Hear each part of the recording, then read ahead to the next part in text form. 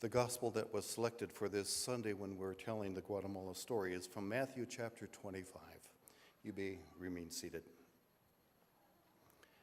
Then the king will say to those at his right hand, "Come, you that are blessed by my Father, and inherit the kingdom prepared for you from the foundation of the world. For I was hungry, and you gave me food. I was thirsty, and you gave me something to drink. I was a stranger, and you welcomed me. I was naked, and you gave me clothing. I was sick, and you took care of me. I was in prison, and you visited me." Then the righteous will answer him, "Lord, when was it that we saw you hungry and gave you food, or thirsty and gave you something to drink? And when was it that we saw you a stranger and welcomed you, or naked and gave you clothing? And when was it that we saw you sick and in prison and visited you?" The king will answer him, "Truly I tell you, just as you did it to one of these who are members of my family, you did it to me." The gospel of the Lord. Thanks be to God. Kids, I would invite you to come up. I have some 3 special friends you want you to meet. Come on up.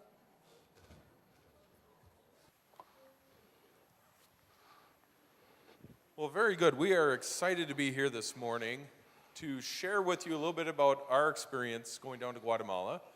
Our trip started the day after Christmas last year and finished on New Year's Day. And it's kind of a fun treat to be able to head out of Minnesota and head down to Guatemala. And going down to Guatemala is kind of cool because we finish on New Year's Day, and in Guatemala, New Year's Eve is kind of like the 4th of July here, and we get to be treated to amazing firework display at 365-degree view around us.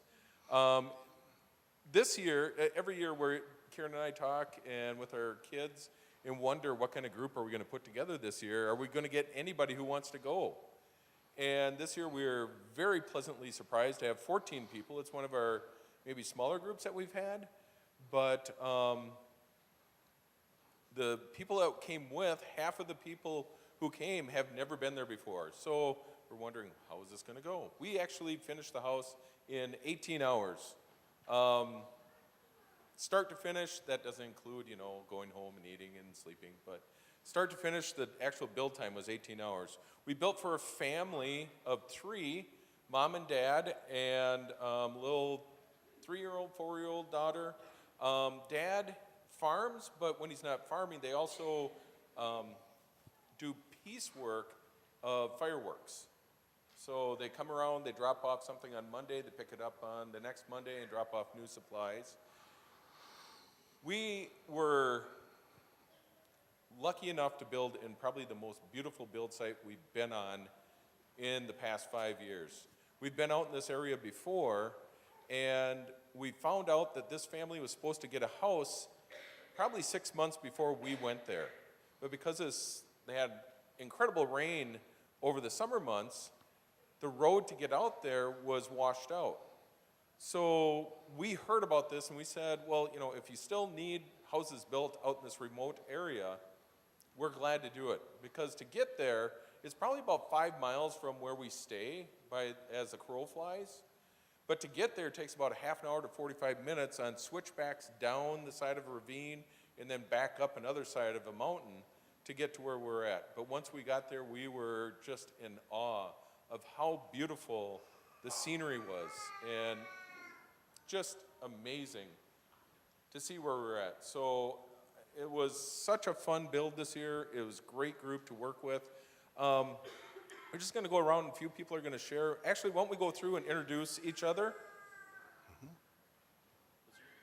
Oh, I think I said it. Mike Riggles. Eli Mooring. Cody Jensen. Rich Larson. Lynn Larson. Michelle Leslie. Cindy Callisted. Karen Mering. I'm Kendra Becker. I'm Erica Marion. Morgan Leslie. I'm Pastor Ole Olson. And we're What's your name, Jason? Jason Maring, Ole Olson's sidekick. So we're going to start off. Lynn is going to start off sharing a story. She shared such an incredible story about the dad of the family. And I'd like you to just talk a little bit about that. So the house that we built was 20 by 20 for a three-person family. Can you imagine living in that? I sure can't. But for them, it was absolutely the heart and the soul of their life. To watch the dad, Mario, walk around this house, dragging his fingers around the perimeter with a big smile on his face and just saying thank you to everyone was just so wonderful. The whole family was there. They did a lot of work helping us, and they cooked for us every day. They had snacks for us. The last day we were there, they cooked a big lunch for us, which probably would have fed them a few weeks, and they sacrificed a lot to give us something to eat and to just give a thanks back for what we were doing for them. So I was asked to share with you when we saw God's presence, and honestly, he was everywhere. From the beautiful countryside that Jason spoke of, to the family we built the house for, to this great group of people I'm surrounded by that built this house. But from the very first moment we stepped off the plane, the people in Guatemala just shone God's love so brightly with their beautiful smiles. And they may live in a country where they have next to nothing, but one thing spoke louder than anything, and that's the smile these people shared with us every day. Well, because we finished the house in 3 days, we had an extra day of free time, so we were able to go back and visit the families that we've built for in the past. And I'm happy to say that they're all doing very, very well. I mean, kind of picture yourself, if you got a free house, no mortgage, what you could do with the rest of the money that you have. I mean, it is a life-changing thing, and we all witnessed that in seeing those families again. But we're also out in the community, too. There's several people that we recognize from past trips, so we get back in touch with them. We played foosball with some of the kids in the main town square. We were invited into a home that was just recently built across the street from where we were staying. It's above like a Sunday school or school supply shop. And they welcomed us into their home to take a tour of that. But one of the things that really struck me was that after the first day of our build, we were all pretty worn out. We were just kind of hanging out on the street. And there was a pastor and his daughter that came by. And he told us that Casas has built 20 homes for his congregation. But he came by to thank us for just being there, being a part of their community and the work that we're doing there. We hadn't built any of the homes that he talked about, but he thanked us for just being there. And then his daughter asked, well, how can we help you? So I said, well, can you join us tomorrow on the build site? So sure enough, she showed up at 7 o'clock in the morning with a hammer in her hand and a friend, and they worked right alongside of us that day, putting up walls and putting siding on. So that night, I was kind of reflecting on what all this meant, and I found out that the reason why I keep going back, this is my 5th trip, so the reason why I keep going back is because this mission that we're doing is not about us going down there and building a house. It's about a community down there that has gotten together that help each other out, and we're invited to be a part of that community. And I mean, it's a fantastic thing to be a part of. So not only am I going to keep going back because of that, because I just love being a part of that kind of community, but it's also a reason why I think we need to, as a church here, we need to keep supporting Casas in their mission, because it is definitely changing lives, and we're all witnesses to that. Well, I am here to express my thanks to the entire congregation, particularly to Michelle Leslie and her family. They donated the shirts we're wearing, and when we got on the build site, it just created a real sense of unity amongst us all and a sense of community when the locals are looking at the gringos and they all seem to be working hard and wearing the same shirt. I want to thank the congregation for your support in prayer and also finances. And this was particularly obvious at the dedication ceremony. When we finish the build, it is their custom to take pine needles, nothing like we have here, but they spread them on the surface of the porch. And then as people are coming and going, you have this wonderful fragrance and this aroma. And to do this in their country would be similar to honoring a baptism or a wedding. So it made us feel as though we were really doing something special for this family, that they would make it so unique for us. We went into the interior of the room and prayed in each room for good health and happiness for the family. Now you have to remember, this is a structure about the size of a 2-car garage. If you pulled your vehicle into one side of your garage, that would be the equivalent of 2 bedrooms with a partition running down the center. If you parked your car on the other side of the garage, that would be kind of like their living and dining room area. They have no kitchen inside. They have an outdoor kitchen, which when you'll see that in the pictures. But it was just such a moving experience. They also had their pastor there from their local community and some church musicians. And as we were speaking, people were translating the English, and as their pastor was speaking, it was being translated back to us so that everybody could understand what was being said by both pastors. I think the most moving time for me was at the end of the dedication when their pastor spoke, and the translation to us was, "This is a wonderful home, but in time, this home will also deteriorate just like each of ours. And the only thing that's really worth is the eternal home that we have with Jesus." Well, there were so many examples of seeing Jesus in Guatemala, and you can probably hear the passion in our voices. But one of the things, actually, before we even boarded that plane, we felt we could see Jesus, and we felt it from the strength of this congregation. We all pay our own way to get there and whatnot, but we fundraise the building supplies for the house. It's over $8,000. And we host the pig roast in the fall, and we put up the model house out in the gathering space, and we just feel so supported. Perhaps you were that person that put that pocket full of change in an envelope for us. Thank you. That was a 2x4 that completed the house. The endowment committee helped us. We also received one very substantial donation. We understand it's from someone that said, "We can't go, but we believe in this work. We know there's a family that needs a home."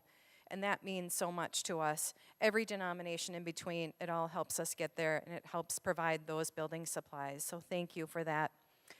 The dresses that we just blessed, we had the opportunity to bring some of those along with us and give those out to little girls in the neighborhood. And there were a ton of kids in this neighborhood.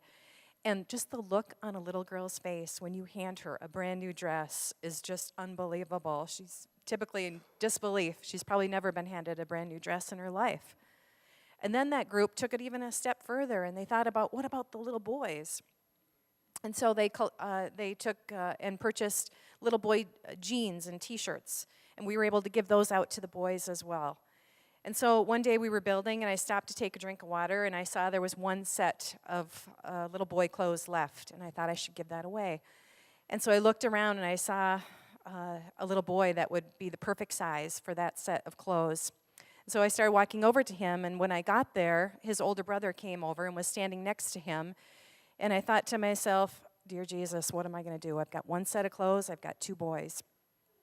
And I handed the set of clothes to the younger boy, and he just sat there and he stood and stared at them in disbelief. Someone had just given him a brand new set of clothes. They were clean and perfect condition. And the older boy, he looks at me and he says, "Gracias, muchas gracias." Thank you very much. And he looked at his younger brother and was so happy for him. It wasn't, "Where's mine? How come I didn't get one?" And those are just examples of things that we see every single time in Guatemala, just the gratefulness of anything that we were able to give them. So many other ways that this congregation helps. Quilts, we were able to bring down a couple of quilts that the quilters group made. Karen, Sherry, thank you for your talents and the entire group. We gave one to the family, one to the grandmother of the family, and they too were just in dismay about these beautiful quilts that will keep them warm on cool evenings. Prayer beads, we were able to hand those out all around town. They were translated into Spanish, and people are just so impressed with such a small token. Beanie Babies, we had Beanie Babies to hand out to kids, and then it was the day before we left, we got a call here from church, and they said, there's more Beanie Babies here for you. So we came up and crammed those into our suitcases too. Nails, just so many ways, and we know this is not a complete list, but we just feel that love and support to say, this is important work, let's keep doing it. And your prayers, we couldn't do it without your prayers. We get there and we get back safely. It's so important to our group, keeping us safe and well and healthy and all of that, and we feel those prayers, and we thank you for that. I know each year, Jason and I have the conversation, and we say, should we do this again? Will other people want to go? Should we be continuing to do this work? And overwhelmingly, your support is so appreciated, and so thank you.